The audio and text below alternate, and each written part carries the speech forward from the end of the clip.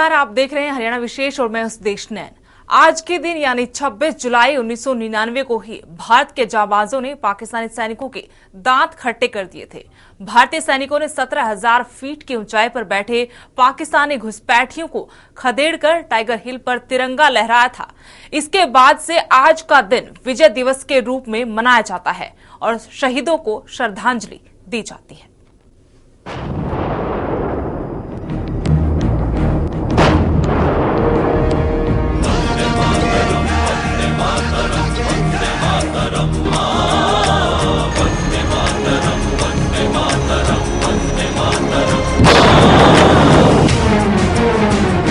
हम फौजी इस देश की धड़कन हैं, हर दिल का हम प्यार माँ की तड़पन हैं।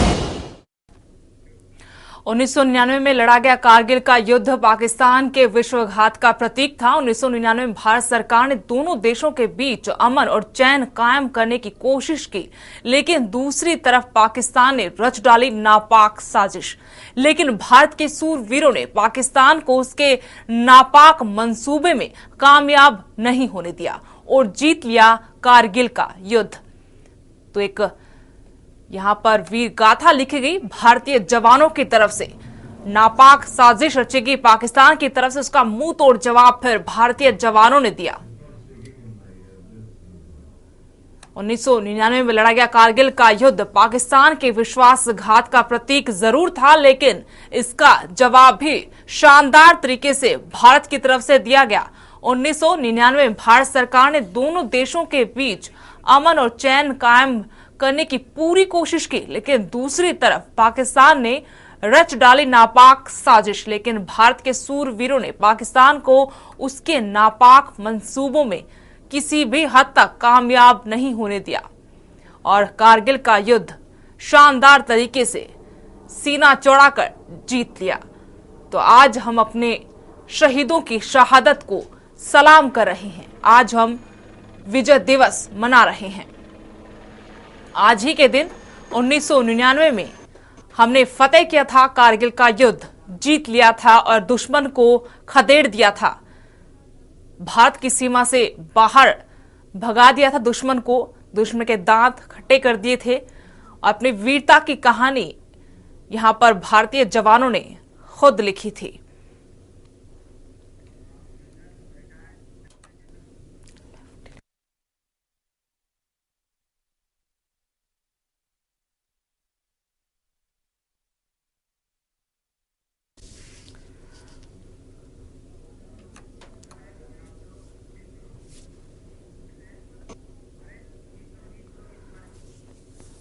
तो एक बार फिर हम अपने शहीदों को नमन करते हैं। विजय दिवस के उपलक्ष्य में पूरा देश शहादत को याद कर रहा है। 26 जुलाई 1999 को ही हमने पाकिस्तान को अपनी सीमा से बाहर खदेड़ दिया था। तो आज विजय दिवस मनाया जा रहा है। कारगिल के शहीदों को श्रद्धांजलि पूरे देश में दी जा रही। प्रदेश में भी बड़ी संख्या में जवान जो थे शहीद हुए थे भारत मां की रक्षा करते हुए।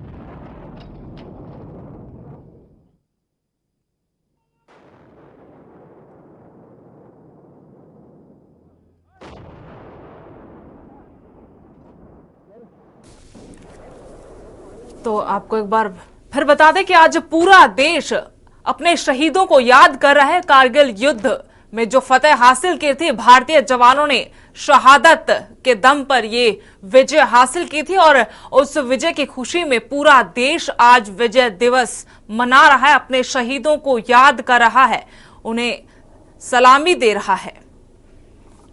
और आपको एक बार फिर से बता दें कि इस शहादत में प्रदेश के नौजवान भी पीछे नहीं थे। प्रदेश से भी बड़ी तादाद में जवान जो है सीमा पर भारत मां की रक्षा करते हुए शहीद हुए थे। और इस बीच तमाम चर्चा में हमारे साथ जुड़े हुए हमारे विशेष मेहमान रिटायर्ड लेफ्टिनेंट जनरल हैं हून और मेजर संदीप सागर के पिता हरबंस सागर जी भी हमारे साथ जुड़े हुए हैं। आप दोनों का बहुत बहुत स्वागत है एवन तहलका हरियाणा में। Thank you. और रिटायर्ड लेफ्टिनेंट जनरल हून से हम सबसे पहले सवाल करना चाहेंगे। उन साहब, आपसे जानना चाहते हैं कि जिस तरह से शहादत को हम आज सलाम कर रहे हैं, एक विजय गाथा लिखी गई थी ठीक इसी दिन 1999 में, क्या कहेंगे आप? ये सबसे पहले तो मुझे बहुत खुशी है कि मैं आपके चैनल पे हूं और कुछ बातचीत कर सकते हूं। ये सिर्फ 1999 की कारगिल वॉर की बात नहीं है। हमारे जितने फौजी हैं आज जहां भी हैं वो बहुत कठिन काम कर रहे हैं और रोज मृत्यु होती है। फौजी जब लड़ाई में होता है, जहां पीस में होता है, हम जब भर्ती होते हैं वो इसलिए भर्ती होते हैं कि वो शहीद होने के लिए अपने हिंदुस्तान का हम कर सकते हैं। अब कारगिल की लड़ाई जो थी ये एक बड़ी गंभीर लड़ाई थी और जो वहां हुआ, मैं सारे जो भी उसमें शहीद हुआ उनको मैं श्रद्धांजलि देता हूं, सल्यूट करता हूं और जो लड़े और हमें बचाया उनको मैं मुबारक देता हूं। बेशक वो जवान हैं और अफसर हैं। एक और बात मैं बताना चाहता हूं कि जब फतेह होती है तो वो सिर्फ जो ऑफिसर की नहीं होती, कमांडर की नहीं होती, सबसे पहले वो फतेह होती है जो जवान है, जो कि वो नीचे आपके है और उनके जो लीडर्स हैं वो हैं हिंदुस्तान की फौज में एक इतिहास कर देते हैं। तो उनको बहुत बहुत मेरी तरफ से मुबारक, और जिन्होंने अपने जानें गंवाई हैं उनके लिए बहुत बहुत श्रद्धांजलि हमारे तरफ से। They were the bravest of the brave. जी बिल्कुल, हम सभी उनको उनकी शहादत पर सलाम करते हैं और सिर्फ एक दिन में उनकी शहादत को सलाम नहीं, हम पूरी उम्र उनके अगर सलामती की दुआ मांगते रहे उनके परिवारों के लिए और उनको नमन करते रहें तब भी बहुत कम है, क्योंकि भारत मां की रक्षा के साथ साथ हमारी रक्षा उन परिवारों के बेटों ने की है, लालों ने की है। लेफ्टिनेंट जनरल साहब, आपसे एक सवाल ये भी करना चाहते हैं, पहले की जंग भी आपने देखी होंगी और ये जंग जो है गंभीर इसलिए, मुश्किल इसलिए कि दुश्मन चोटी पर बैठा था और हमला किया ऊपर से बैठे हुए, हम नीचे थे, मुश्किल हालात थे, गंभीर हालात थे। मुझे पूछ रहे हैं? जी हाँ, ये एक बहुत गंभीर हालत थी क्योंकि दुश्मन ऊपर आ गया था कारगिल में। जी, उसको आना नहीं चाहिए था, कैसे आया वो भूल जाए, वो आ गया। उसके बाद देखो क्या होता है कि हमारी जो जवान थे कितनी बहादुरी से वो नीचे से ऊपर, ये इतिहास में पहली दफा ये हुआ होगा कि नीचे से एक हाइट अप टू 20,000 18,000 फीट हमारे जवान जो रॉक्स हैं, पत्थर हैं, उनको पकड़ पकड़ के ऊपर जा रहे थे। तो ये बहुत एक मुश्किल है नीचे से ऊपर जाना, क्योंकि ऊपर से नीचे फायर होता है। कैजुअल्टीज हमारी ज्यादा हुई लेकिन कोई जवान रुका नहीं और बहुत अच्छी तरह ये लड़े। मैं ये भी कहना चाहता हूं कि मैंने सियाचिन ग्लेशियर जो है वो 22,000 पे है। वो 13 अप्रैल हमारे जवानों ने, मैं तब कमांडर था, और 13 अप्रैल 1987 में 1987 में हमने वो कैप्चर किया था। और वो 3,000 स्क्वायर किलोमीटर सियाचिन ग्लेशियर, वहां की जो जवान हैं, हमने बहुत कैजुअल्टीज खाई। आज तक हम उधर बैठे हैं लेकिन पाकिस्तान देख नहीं सकता, बेशक वो मुशर्रफ हो जहां उस टाइम जनरल जियाउल हक होता था। हमने उसको भी आज कब्जा किया है। और यही मैं संदेश भेजना चाहता हूं अपनी देश को, देश के जो सारे हैं पॉलिटिशियंस हैं, जो अपने आम आदमी हैं, कि जो फौज है उसको इज्जत करो। वो ऐसी एक फौज है जो कि पूरे विश्व में आपको ऐसा जवान नहीं मिलेगा। आज भी आप देखो कि हो रहा है, ये चाइना का देखो, दौलत बेग ओल्डी में क्या हुआ है, प्योंगसो लेक, बाराहोटी, अब वो कहीं और आ रहे हैं। हमें पक्का उम्मीद है कि हमारी गवर्नमेंट इनको देखे गए, बातचीत करेंगे। हम लड़ाई नहीं कहते कि नहीं हम लड़ेंगे, लेकिन बातचीत करो। ये नहीं कि जवानों को भेज दो और करो। जवान को हम भेजोगे तो जवान हमेशा वही काम करेगा जिसके लिए कि वो पैदा हुआ है और जो वो काम करता है। शाबाश मेरे जवानों। जी बिल्कुल लेफ्टिनेंट जनरल साहब, आपसे हम बातचीत करेंगे, लेकिन इस बीच 1999 में लड़ा गया कारगिल का युद्ध पाकिस्तान के विश्वासघात का प्रतीक था। 1999 में भारत सरकार ने दोनों देशों के बीच अमन और चैन कायम करने की पूरी कोशिश की, लेकिन दूसरी तरफ पाकिस्तान ने रच डाली नापाक साजिश। लेकिन भारत के सूरवीरों ने पाकिस्तान को उसके नापाक मंसूबों में कामयाब नहीं होने दिया और जीत लिया कारगिल का युद्ध।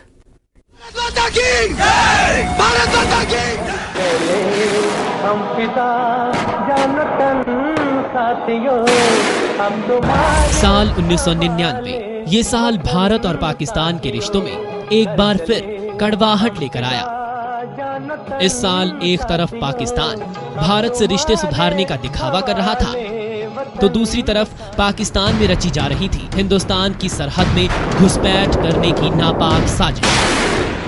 इस साजिश ने ही कारगिल युद्ध को जन्म दिया। कारगिल की जंग से पहले 23 जनवरी 1999 को भारत और पाकिस्तान के तत्कालीन प्रधानमंत्रियों ने न्यूयॉर्क में मुलाकात की। इस मुलाकात में दोनों देशों के बीच तलखी मिटाने की कोशिश की गई। ये कोशिश रंग लाई और 17 मई 1999 को लाहौर और दिल्ली के बीच बस सेवा शुरू करने का फैसला लिया गया।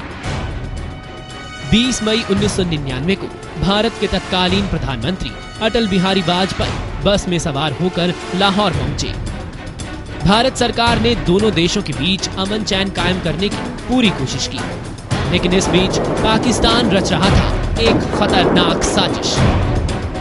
7 मई 1999 को भारत ने पाकिस्तान से शिकायत की कि कारगिल में घुसपैठियों को देखा गया है, लेकिन भोला बनने का नाटक करने वाला पाकिस्तान काफी दिनों के बाद इस बात से साफ इनकार करता रहा कि उनकी फौज कारगिल में देखी गई है। पाकिस्तान का कहना था कि एलओसी के पार दिखने वाले घुसपैठी पाक सैनिक नहीं बल्कि आतंकवादी थे। इस पूरी कारस्तानी का खाका तैयार करने वालों में 4 लोगों के नाम अहम हैं।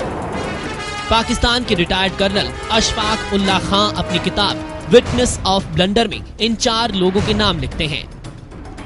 ये नाम है पाकिस्तान के तत्कालीन army chief general Parvez Musharraf, chief of general staff general Hafeez, Pakistan army के कमांडर जनरल महमूद और ब्रिगेडियर जावेद हसन, जो कि फॉर्मर एम्बेसडर थे।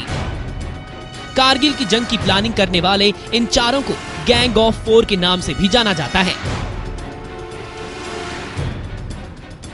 पाकिस्तान की साजिश थी कि उनके सैनिक कारगिल की पहाड़ियों पर कब्जा कर 17,000 फुट ऊंचाई पर बैठ जाएंगे और वहां से नीचे से गुजरने वाले नेशनल हाईवे पर बमबारी कर उसे कश्मीर, लेह, लद्दाख और सियाचिन को काट देंगे, जिससे कश्मीर पर हिंदुस्तान की पकड़ कमजोर हो जाएगी और फिर पाकिस्तान कश्मीर पर हिंदुस्तान से नेगोशिएट करेगा। इस बात का जिक्र पाकिस्तान के मशहूर पॉलिटिकल कमेंटेटर नजाम सेठी ने पाकिस्तान के एक टीवी चैनल पर भी किया है, लेकिन वैसा बिल्कुल नहीं हुआ जैसा कि पाकिस्तान चाहता था। भारत के जाबाज फौजियों ने पाकिस्तान के नापाक इरादों को कामयाब नहीं होने दिया।